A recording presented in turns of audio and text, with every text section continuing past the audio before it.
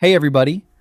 Today we're going to learn how to force Windows 11 to group your files by date modified, so you can stop hunting through cluttered folders and instantly see what you worked on today, yesterday, or last month. First, open any folder in File Explorer where you want to apply this layout.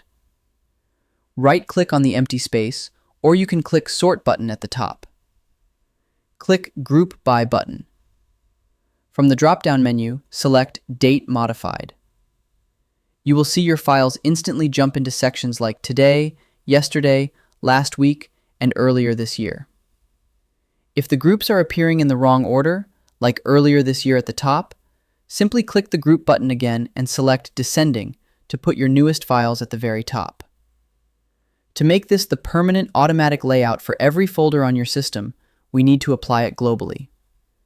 Click the three dots at the end of the top menu bar and select Options. Click on the View tab.